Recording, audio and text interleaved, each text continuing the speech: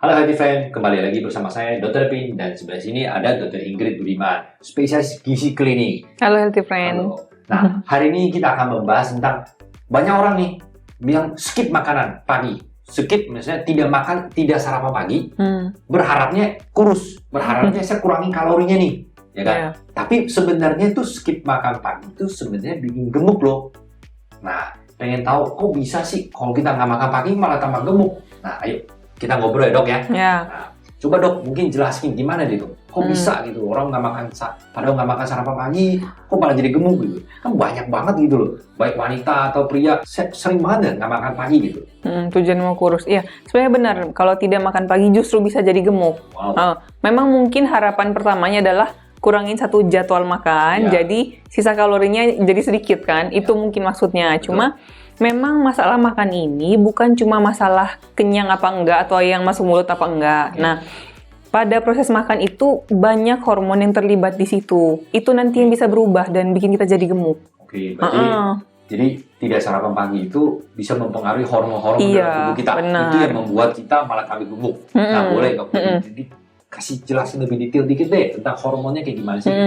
Nah, yang pertama pasangan nih dok, yang hormon leptin sama grelin namanya. Oke. Nah, hormon leptin ini dia tugasnya menurunkan nafsu makan. Jadi kalau hormon leptinnya meningkat, berarti kita jadinya Tidak ingin makan. nggak nafsu makan. Yang sebaliknya grelin itu menaikkan nafsu makan. Oke, kalau dia naik, nafsu makan meningkat juga. Iya. Nah, pada saat kita puasa yang berkepanjangan, yang kita memang sengaja nge-skip waktu makan, malah leptinnya turun, grelinnya naik. Jadi semakin ingin makan, keinginan makan semakin besar. Bukan cuma lapar, tapi keinginan pun meningkat. Jadi pada saat kita ketemu jadwal makan berikutnya, biasanya nafsu makannya sangat meningkat, sehingga kita cenderung makan yang terlalu berlebihan. Maksudnya, dibandingkan kita makan sarapan dan siang, atau dengan yang kita skip makan pagi dan kita padetin di siang. Jadi makan itu lebih jauh berkalori tinggi yang itu. Karena kita sudah terlalu nafsu makannya terlalu tinggi. Berarti kesimpulan bahwa kalau misalnya contoh, kita pagi nih nggak makan. Ya kan, skip makanan pagi, ya kan, berharap biar kurus, ya kan. Terus siangnya pas kita makan, itu hormon grelinnya meningkat, ya kan, leptinnya turun. Jadi hormon grelin meningkat, jadi nafsu makan kita meningkat pas siang hari. Jadi pas ketemu makanan, wow, jadi lahap, jadi lupa gitu, jadi makan kelebihan gitu.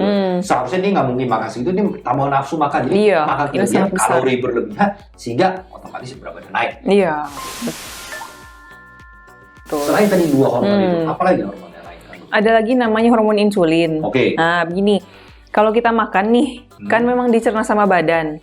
Ada salah satu hasil pencernaan yang namanya glukosa. Glukosa ini nanti memang dia akan beredar seluruh tubuh untuk kasih makan semua sel kita. Nah, insulin tugasnya memasukkan glukosa ke dalam sel. Gitu. Jadi glukosa itu tujuannya sebagai makanan bahan baku untuk sel. Jadi baik masuk ke otot, masuk ke organ gitu. Jadi buat makanan organnya itu. Itu kerja insulin. Itu pekerjaannya, persen utama. Nah, yang terganggu kalau misalnya kita melewatkan waktu makan, kita sebut saja puasa berkepanjangan itu. Jadi yang insulin ini dia tidak bisa bekerja dengan baik. Jadi walaupun ada glukosa yang lewat di luar sel, insulin kurang bisa memasukkan ke dalam sel. Nah, efeknya adalah sel kita merasa kita belum makan. Jadi tidak ada sinyal kenyang ke otak. Kan tugasnya insulin masukin nih, harusnya dia masukin. Kemudian glukosa masuk dalam sel. Sel kita merasa, oh udah kenyang nih, udah makan. Sinyal kenyanglah ke otak, sudah nih, sudah makan, kenyang, titik. Nah, kalau insulin terganggu, glukosa tidak masuk dalam sel, walaupun udah banyak nih, udah makan banyak nih, gulanya udah banyak juga, tapi insulinnya nggak bisa bekerja dengan baik, jadinya sel kita tuh merasa belum makan kok, masih lapar, belum makan, belum kenyang, belum. Jadi dia kirim sinyal ke otak, bilang belum kenyang, masih lapar terus, gitu. Suruh makan terus, jadinya pada saat yang kita ketemu makan berikutnya, jadi makan berlebihan, karena otak kita memang bilang belum kenyang kok, belum kenyang, kayak gitu. Grelin yang aja meningkat, udah bikin nafsu makan meningkat, ditambah lagi kalau skip makan pagi, bikin gangguan insulin. Dengan gangguan insulin kasih sinyal lagi ke otak, suruh makan lagi. Belum kenyang. Ada lagi hormon yang lain ganggu? Oh, satu lagi namanya kortisol. Gini, Kalau untuk masalah stres, ada dua. Ada stres yang memang, wah kepikiran nih, stres pikiran. Nah, ada juga namanya stres fisik. Nah, kalau itu disebabkan karena ada yang terganggu deh dalam badan, ada stres. Bukan berarti pikiran saja, ada di badan yang terganggu. Contohnya pada saat kita melewatkan waktu makan, itu kan semuanya kurang tuh, badan jadi stres. Jadi kalau ada gangguan di situ. Makanan, tubuh tuh jadi gangguan. Respon tubuh jadi timbul stres. Timbul stres, jadi dia merespon dengan mengeluarkan hormon kortisol. Nah, hormon kortisol ini salah satu tugasnya adalah menaikkan nafsu makan. Waduh, ini gitu. Nafsu makan semua berarti ya? Iya, jadi begitu kita melewatkan waktu makan, pasti pada saat jam makan berikutnya makan akan berlebihan karena 4 itu tadi sudah bekerja bersama meningkatkan nafsu makan. Jadi bukan hanya meningkatkan rasa lapar, tapi meningkatkan juga nafsu makan. Begitu. Jadi artinya bahwa kalau kita tidak sarapan pagi atau sengaja skip sarapan pagi, jadi siangnya pasti kebablasan, makanya jadi kelebihan nafsu makan yang sangat meningkat dan lewat sehari, 2 hari, kan pasti lama jadi kebiasaan. Setiap hari, berminggu, berbulan, ya bulan-bulan. Iya, jadi hormonnya begitu terus. Terus hormon keganggu terus kayak gitu.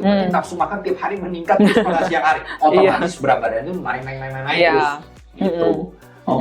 Jadi orang mikir hanya skip sarapan pagi ya. Tujuannya mau kurus, malah kebalikannya, malah naik. Hormon jadi, terganggu. Betul, makanya diet itu harus tahu, mengerti secara ilmiahnya gitu, seperti apa sehingga kita jadi nggak salah gitu. Jadi kalau enggak tuh kadang diet yang salah kan jadi kita kecewa juga ya. Iya, udah aku makan pagi, udah kurang bang, udah lapar lagi pagi-pagi. Udah lapar, udah nggak makan pagi, tetep aja malah berat badan naik gitu. Makanya orang suka ngomong, siapa yang makan, kayaknya minum air aja jadi lemak gitu loh. Nah sebenarnya itu kita tahu caranya, makanya itu sebenarnya gampang gitu kalau dietnya gitu.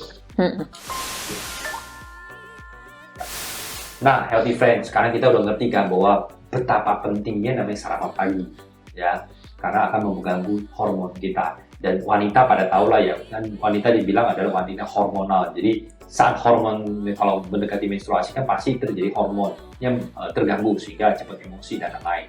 Nah, sama dengan saat tidak sarapan itu, tidak sarapan pagi itu terjadi sangat mengganggu hormon kita. Jadi itu yang kadang-kadang kita mau susah menahan hawa nafsu makannya meningkat itu gitu sehingga makan kebablasan. Nah, jadi mungkin gini dok, kan banyak juga nih orang sebenarnya ada yang mungkin ya bagi healthy friend yang sudah nonton video kita ini pengen nih, saya main mulai sarapan pagi deh, ternyata penting untuk turunin berat badan. Ada juga kan yang mikir, saya pengen tapi kadang-kadang kondisi yang saya mesti berangkat pagi dan nggak mau masak yang aneh-aneh susah gitu, jadi ribet gitu. Ada nggak sih saran dok, kasih healthy friend ini bahwa gimana sarapan pagi yang praktis, simple, tapi sehat gitu loh, tapi turun berat badannya kayak gitu. Ada saran? Sebenarnya setiap kali jadwal makan sih kita maunya ada karbohidrat, ada proteinnya juga, ada sayurnya. Gitu. Jadi nutrisi seimbang gitu ya. Iya. Jadi kalau misalnya pun yang cepat mungkin memang pagi pasti yang cepat kita maunya. Mungkin roti, tapi sebaiknya bukan roti yang pakai selai manis karena itu kan karbo sama karbo. Nanti kita bikin sandwich yang memang ada lauknya, kayak mungkin yang paling gampang telur dulu kali, sandwich telur, ada kasih dengan tomat selada sedikit. Atau bisa ayam, ikan atau daging. Berarti kan berarti artinya apa? Kita boleh makan roti, tapi modif rotinya yang lebih sehat. Contoh, dikasih roti, protein. Ya kan, mau roti tawar, roti gandum, boleh gitu kan. Terus kasih sayurannya, kasih selada, tomat, terus timun itu bisa. Boleh semua. Atau sayur yang lain juga boleh. Terus itu kan dapat sayurnya, karbo udah dapat. Jadi tinggal tambahin protein. Protein bisa dari telur yang gampang. Maksudnya mau digoreng kasih minyak sedikit juga boleh, nggak masalah. Terus kalau enggak ikan atau ayam atau daging, gitu. Ya taruh deh jadi gitu. Ya kan. Jadi itu sangat praktis ya. Atau juga bisa mungkin oat. Oat juga bisa. Tapi ingat nanti ada proteinnya. Biasanya kita ingat oat cuma pakai susu kan. Nanti bisa pakai kacang-kacangan, biji-bijian.